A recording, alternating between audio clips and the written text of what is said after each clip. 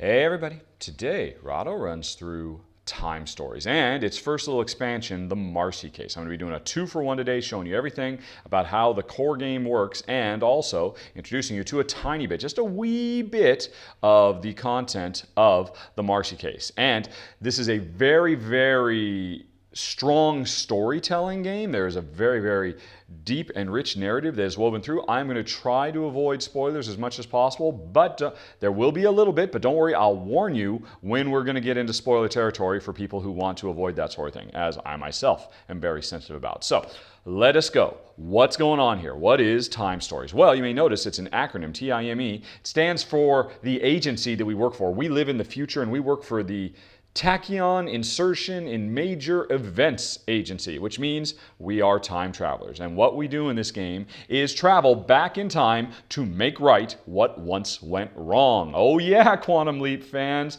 this is your jam. This is a game where we are going to have a series of cases that we go back. There are investigations, there are mysteries, there are characters, and a very deeply woven storyline. Now, the base game comes with a full mission called Asylum.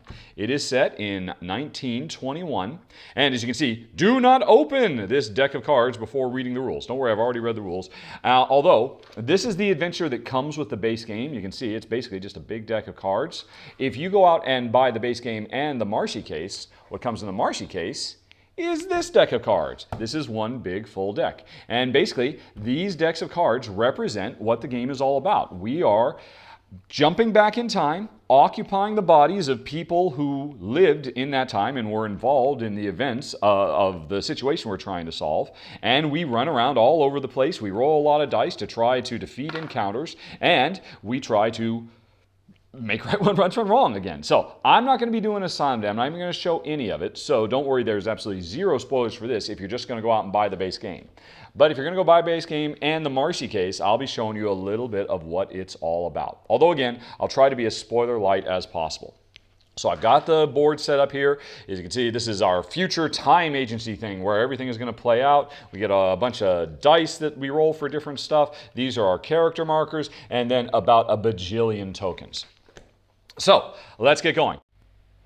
But before we jump back in time, we're going to have to do a little bit of setup first. And that's what I'm about to do right now. This is going to take me about 10-15 minutes of setup time, walking you through the opening bits that tell you what the special case rules are for the Marcy case, and really kind of introduce you to the main game. Now, some people might not care for that. Some people, because it is just going to be a lot of setting up the board. Some people might just want to know, hey, can I skip that and just get right to the gameplay? Well, if that's what you want to do, you can hit the little eye up in the top right corner of the screen to go to the gameplay run through.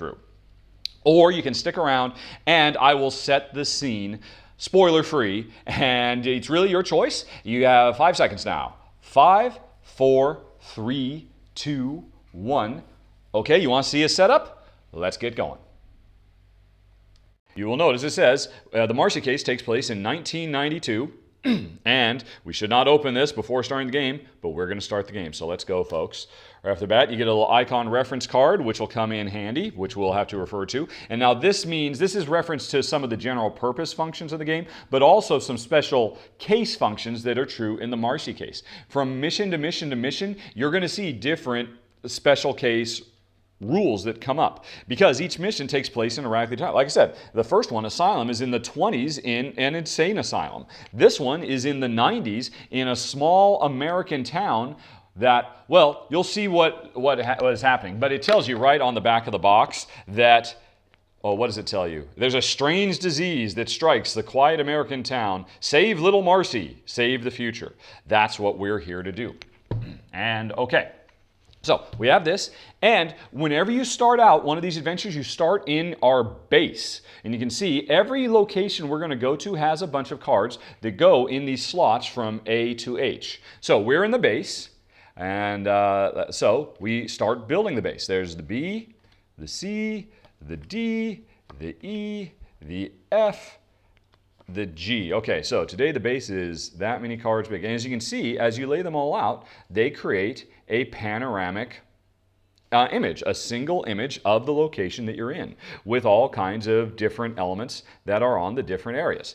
And so, now, the way the base works is different than any other location. Normally, when you get to a location, once you've traveled back in time, players have to use their little markers and choose, oh, well, I'm going to head over here. And somebody else says, well, I'll head over here. And that means this player gets to read the other side of this card and see, well, hey, what's this crazy robot about? Whereas this player gets to read this side of the card and says, hey, what's this little picture of a girl about? And everybody reads their stuff in secret. Nobody reads it aloud, and that's a very, very important element of the game. And then they tell their team, well, hey, here's what I discovered. And then they have to decide what are they going to do next. Are they going to stay in that area and interact with the thing? Are they going to move from one area to another? Are they going to join up so that they can join forces to overcome whatever obstacle might be in a given location? But the longer they take, the more time they spend moving around and interacting with stuff, the more they run out of time. We have this time unit tracker. And every time we do actions, we are running out of time, out of time, out of time, out of time. And eventually, if we run out of time, as a group, we fail. And that's okay, because this has a Groundhog Day sort of element, you know, the movie with Bill Murray, because if we run out of time, that's all right. We can basically reset up the board. We can start all over from scratch, jump back in time again with the same characters or different characters, and we can start trying to solve the problem again. But now, when we do it a second time, we will have advanced knowledge. We will have explored areas. We will know what the answers to questions are. We will know what areas to avoid because they're dangerous and what areas we still have to explore. We'll have advanced knowledge. And so, this game is designed so that to actually complete this case, to the Marcy case, we are going to have to run through this deck several times. In fact, I should say, Jen and I, we are currently in the middle of our third run through of the Marcy case, and we're getting close. I think we're probably going to have to do it another 2 times. So by the time we have actually successfully completed the Marcy case, we will have done 5 full run-throughs. And every time you do, you get more information and you can become more efficient with your time use and just focus on what's important and skip over the stuff that's not important. And I'm going to try and show you a little bit of that today while minimizing the spoilers. So anyway, so here we are at the base. And the first thing you ever do when you come to a new location is there is a card that the time captain reads to everybody. And I don't know, should I read it to you or should I just put it here so you guys can read it yourself? Because you can just pause this and read it. And if you don't want to, you can just not read it and there won't be a spoiler. So let's say that. I'm not going to, you just pause right now, read that if you want. My boss in the T.I.M.E Agency is Laura. So this is just me talking to my boss. Okay, if you've read it or not, you could have paused it, you could have read it, let's move on. And basically the important thing is this said, now take turns revealing and reading aloud cards B through G one by one. So we are going to have to read all these other ones. And again, I'm not going to read them out loud. I'm just going to let you choose whether you want to read them and spoil them for yourself if this will focus. I think it will. I think that's focused. Yeah, okay. So read that if you want. That's me talking to one of my co-workers at the agency. He's giving me a little bit of information. And the important thing is he's going to tell me what the mission is. All right. Which, long story short, is saving a little girl. We're going back to save a little girl. All right. Then we have to read the next one. And this is our handy-dandy robot helper. I'll talk about this. He basically tells us the special case rules for the Marcy case that break or enhance the main rules of the game. And so as you can see, he's telling us about how there's certain types of cursors that mean health kits, which means this is probably going to be a very combat-heavy mission that we're going on. Not all missions have a lot of combat. This one has so much combat, we're going to need to be healing ourselves with health kits. And also, we're going to have ammunition. And let's see. All receptacles, that's the name of the characters we're going to inhabit when we inhabit their body. They are our receptacles. All receptacles can search and they can fight. Melee fighting or gun fighting. And this means we have to fight and use one of the combat abilities to overcome it. So that's what the robot told us. And then we move on to the next one. And he's not done yet. He's also going to be telling us about our weapons, about the special case rules that break the way encounters normally work. In this particular mission, he's telling us about how if we get into a hand-to-hand fight, whoever we're fighting always gets a chance to fight back. Now that breaks the rules. Normally, if we're fighting something and we roll the die, and we don't roll any skulls, whoever we're fighting, they don't get to fight back. You have to roll skulls for them to fight back. But this is saying that in this particular scenario, the Marcy case, if you fight them hand-to-hand, they will always fight back. Now, on the other hand, you can fight them with ranged weapons, with guns, if you've got a gun, and everybody starts with a pistol and some ammunition. But the tricky thing, sorry, I had to scratch my nose. The tricky thing is that your guns make noise. And so this is telling us, as part of setup, place item 30 face up on Codex 1. So I'm going to do that. Here it is. I've already got it already. Here's item 30. Now this is telling us a little bit more about the situation. The affected are attracted by noise. And you can read this if you want, or not. Just go ahead and skip over it. But long story short, this is basically telling us the more noise we make, the more attention we will attract to ourselves. So it's very dangerous to fight stuff hand to hand because it always gets a chance to fight back, whether we like it or not. But it's dangerous to fight with guns because we make noise, and if we make too much noise, if there's enough noise markers on this thing, that means when we move from location to location, we will potentially get ambushed because we've drawn too much attention to ourselves. And again, this is a special case rule in the Marcy case. It might not be a rule in the Asylum case or the other cases that are coming. There's actually two other cases that are on the way. One sets you back to medieval times into kind of a fantasy alternate reality where there's dragons and magic. And the other one, I believe, is set in ancient Egypt where we're trying to solve the mystery of the Pharaoh or something like that. But anyway, so these are some special case rules that apply about how combat changes from normal. And let's see. Yeah, and it reminds us everybody has a handgun by default, so you can always use ammo even if you haven't found a shotgun or some other big gun. So, and I think the robot's done talking to us, so we go on and read the next one. Okay, now this is a few more special case things. So robot's still giving us his briefing, and this is saying whenever you are in a combat, or I'm sorry, not even combat.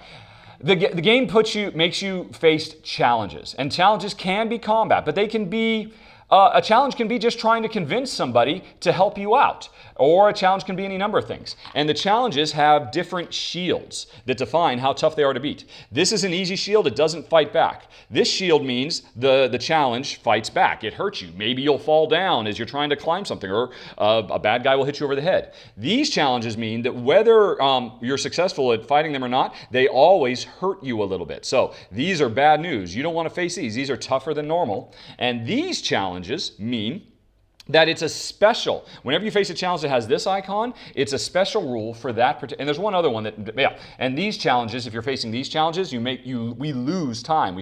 As the longer it takes to fight these challenges, the more time we burn. This is telling us that whenever we face a challenge that has the special shield, we put more noise markers, because that means we can face challenges that make a lot of noise, extra noise, so that we get closer and closer to getting ambushed when we move around. So again, this is all a special case thing. And so robot continues his briefing, and then he says, okay, I think that's everything. Oh, and if you guys want to read it all, I'm trying to avoid flavor text if you want to skip that. So now we're almost done. Our boss again is going to talk to us a little bit more, and this is the last little bit of setup we have to do. Let's see. Thanks, robot. And so she's telling us what to do. So I'll just go on ahead and do it. We have to put the 3 street cards in Codex number 2. Oh, I'm sorry, yeah, there we go, Codex number 2. These cards represent, and we're supposed to shuffle them, and these cards represent the particular ambushes that could happen to us on the street if we make too much noise. And we shuffle them so we never know what's coming. Okay? And then we put the 5 code cards, 1, 2, 3, 4, 5. These 5 code cards, and we're supposed to shuffle these up. As you can see, they look kind of like, well, we're not supposed to know what they are. This could mean anything. All we know is we're just supposed to shuffle them up and put them in Codex number 4. What does it mean? What is the mystery of this? We don't know at this point. It'll be revealed in time if we explore well enough. Let's see, we're also supposed to put all the items on the board, and let's see, I'll go ahead and grab them all. Now, I've already put one item out, now these item cards, you might think, oh, this means this is, inventory and equipment and stuff. But an item card could be anything. These could be weapons, or these could be people who will talk to us and help us. These could be special events. These could be anything. There's no telling what it is. Don't just assume that there are 31 items in the Marcy case. There are 31 things, people, places, things, events that we will run across, and they're just all generically referred to as items.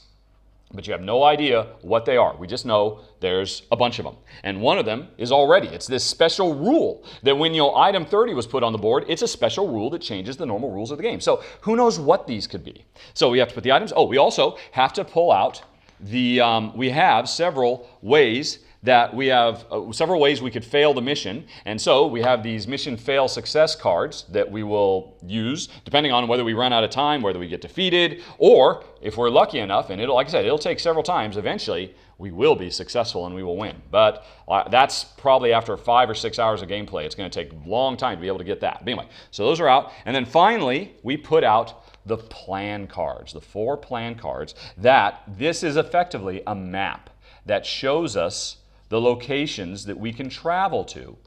And because we're about to jump back in time,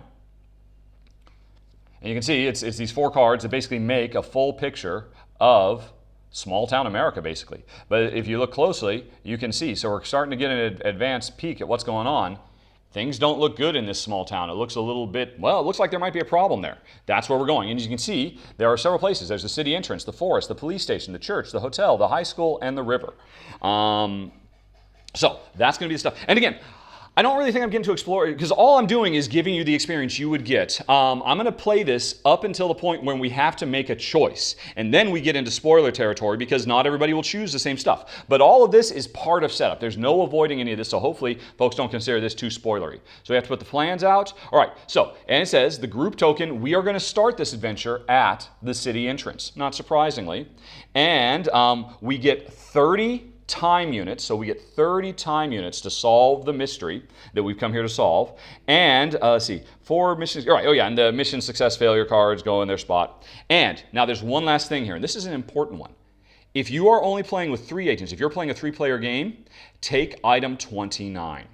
And now, I'm going to talk more about the player count in my final thoughts, because I've got a lot to say on this topic. But suffice to say, Time Stories is really designed to be played with 3 or 4 players. And actually, for the longest time on Board Game Geek, it was listed as 3 and 4 players only. You could not play it solo. You could not play it as a 2-player game. And recently, just before they released it, they've changed it so that it is officially a 2 to 4 player game. And you'll see, whenever you're setting these things up, there's always special rules for, hey, it assumes by default you're going to play this as a 4-player game. But if you want to play it as a 3-player game, here's the rule. If you only have 3 agents, you're a 3-player game, get out item 29. The rules say if you're going to play it as a 2-player game, treat it as a 4-player game, and each player has to control 2 characters. So effectively, it's a 4-player game with each player running 2 characters. And I'll just tell you right now, I hate that. This is an amazing game. It's a fantastic experience. Jen and I have fallen in love with it. I fully plan on buying the other cases when they come out. But I'm just, as a spoiler for my final thoughts, it almost fills me with rage how little thought the developers of this game put into the 2-player experience. Because forcing me to play as 4 characters, me and Jen, when we want to play, instead of letting us play as 2 characters so we can... I'm doing final thoughts. Anyway, long story short, I'm going to break the rules. It says if it's a 2-player game, I'm supposed to play 4. I'm going to say we're playing a 3-player game today. So we're going to have the blue marker, which is Jen, the green marker, which is me, and the yellow marker, which is our 3rd player. And I'll just have to control me, and Jen will control 1, and I'll have to control 2 characters. But because we're playing a 3-player game, we get to pull out item 29, which I absolutely love. Let's get item 29 out. Oh, wow, that's incredible. I just jumped right to it. Item 29 is Trapper, the brave dog, the Alsatian, the German Shepherd, who can help us fight and search. So, as you can see, the developers gave a lot of thought for, well, we assume players are going to play as a 4-player game. But if they play as a 3-player game, they're going to need a helper. So we get a helper in the form of Trapper, the loyal companion dog. So we get item 29. We've started to build our inventory with an item, although it's a lovable pooch. If you were playing a 4-player game, you would not get to have Trapper. If you were playing a 2-player game, you would not get to have Trapper. Although, for all I know, there might be some event in this deck that makes Trapper appear, but I think Trapper is predominantly added for a 3-player game experience. So anyway, so that was the last thing we're supposed to do. And now finally, the last card at base tells us that, all right, here we go, read it. This is the last little bit. It's giving us a little bit of a hint about what's coming up. And the last, all right, so each player, all right, so the last bit, this is all flavor text. This is actually what we have to do. Each player chooses a receptacle, a character, and places their life points, ammunition, and health kits on their card. Keep the icon reference close at hand. Determine who is captain. That player closes the base, which is where we've been so far, places it next to the board, and then opens the city entrance location. The time captain reads card A, and the adventure begins. So that's it. We are set up, well, no, so the last thing is, hey, in this particular adventure, there are 4 characters. Brian Walters, FBI agent. Will Henry, former Marine. John Paulson, bodyguard. And Fiona Michael, plucky reporter. So, since we're playing a 3-player game, we're going to take 3 of these 4 characters. I'll leave Paul Johnson, the bodyguard, at home because I haven't actually used him. We've been using Brian, Will, and Fiona. So these are the 3 characters. Everybody gets 1 character. And we'll say that I am Brian Walters, FBI agent. Jen is Fiona Michaels, reporter. And I will also, because this replicates the 2-player experience, I have to control 2 characters. I'll control Brian and Will, the former Marine. And Jen will just control 1 character. Now, only 1 character can have a given item. We'll say Jen will keep Trapper, the trusty pooch, at her side. Although, if we're in the same location, we can transfer items back and forth, no problem. So anyway, and here's our icon reference. So we are good to go. As the card said, close down the base. That means we just take all the cards and we get rid of them. Although, it also recommends that we keep these cards around as a shortcut reminder of what all the special case rules for this adventure are. So I'll just keep those at the ready over here. And now we're traveling back in time. We're going to start the city entrance, which is right here at the top of the deck. The captain is supposed to take, and these would all be in order normally, but I haven't reordered them from the last time we played. So as you can see, we're laying it all out. And here's the next location. There's a church, which we can see on the map. There's a church we can explore. We don't know what's over there. We just know we are at the city entrance. And right off the bat, we can see there's a bit of trouble in town. Things are not looking good. You might guess now why there's going to be a lot of focus on fighting in this adventure. And I think that's as good a place to stop as any. We are now done with the setup for this game. And if you'd like to go on to the actual gameplay, you can hit that little I up in the top right corner to go to, well, dealing with what we've got to deal with. And this is when we're about to get, so far we've had no spoilers. We're about to get in spoiler territory because I'm going to start exploring some of these cards. These would be cards that you would explore yourself, but I'm going to be very, very minimal in the information I present. And if you'd like to watch that, you can hit that I up in the top right corner of the screen to go to the game playthrough, or you can go to Final Thoughts just to hear what Jen and I think if you don't want to have any real story spoilers, because we're about to get into real spoilers now. It's your choice in 5, 4, 3, 2, 1.